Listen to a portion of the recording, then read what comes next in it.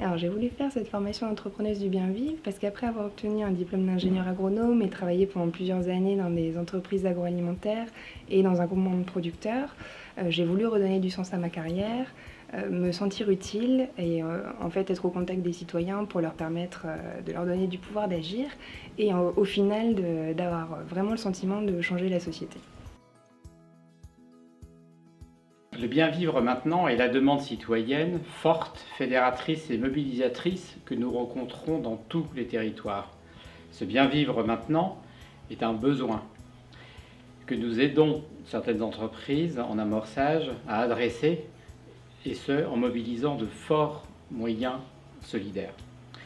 Par ailleurs, l'expérience nous a montré que l'entrepreneuriat du bien vivre était un véritable métier. Savoir mobiliser des citoyens dans tous les territoires, savoir leur faire exprimer concrètement leurs besoins, essayer de vérifier comment adresser par des politiques innovantes, par des activités innovantes ce besoin citoyen concret, cela nécessitait une formation nouvelle.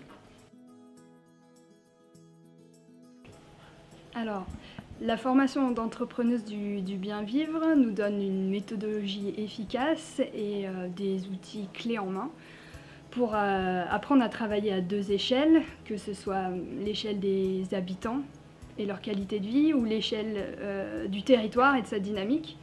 Donc on apprend à connaître et comprendre ce territoire.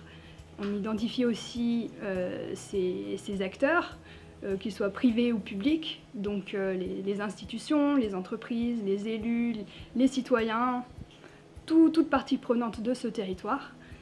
On apprend aussi à identifier les problématiques du dit territoire pour qui correspondent au mieux aux attentes des habitants. En fait. Je suis Jean-Yves Beson, ça fait 20 ans que j'interviens comme coach, formateur et ingénieur pédagogique dans différents domaines comme le management et aussi la conduite du changement. Nous avons voulu créer cette formation car ce nouveau métier d'entrepreneur du bien vivre mobilise un très grand nombre de compétences qui sont assez rares aujourd'hui. Ça se traduit par différentes choses à faire pour ces entrepreneurs. Ça va du diagnostic de territoire en passant par la mobilisation des acteurs jusqu'à l'accompagnement de projets émergents. Et aujourd'hui, force est de constater qu'on ne dispose pas de formation qui intègre ces nouvelles compétences. Ça se traduit pour nous par un parcours de formation très ambitieux, ouvert à tous, qui se déroule sur 6 mois avec 8 modules, dont l'ambition est de donner à ces entrepreneurs de bien vivre les moyens de décupler leur efficacité sur leur territoire. Eh bien, après des études en aménagement du territoire et en animation, cette formation m'a permis de prendre le temps de réfléchir sur comment apporter du bien vivre sur le territoire.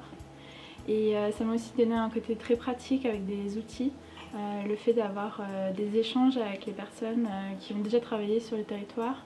Ça nous a permis de développer vraiment beaucoup de techniques qui m'ont beaucoup servi, notamment pour les réunions publiques. Alors ma mission principale en tant qu'entrepreneuse du bien vivre, c'est de faire dialoguer les acteurs d'un même territoire, donc les institutions, les associations, les entreprises, les citoyens et les citoyennes, pour accélérer ou faire émerger des projets qui amélioreront la qualité de vie de tous. Donc concrètement, je vais à la rencontre des porteurs de projets, des initiatives qui ont du sens sur le territoire, comme aujourd'hui par exemple avec les petites cantines, qui recréent du lien social à l'échelle d'un quartier via une cantine participative. Après avoir rencontré les acteurs du territoire, nous organisons ensemble des événements qui permettent la réflexion, permettent d'ouvrir le débat. Et c'est ensemble que nous essayons de trouver des solutions aux problématiques identifiées sur le territoire. Donc être entrepreneuse du bien vivre, c'est tisser du lien, c'est sensibiliser, c'est accompagner les initiatives locales pour qu'elles répondent au mieux aux besoins réels du territoire qui auront été exprimés dans ces temps d'échange justement.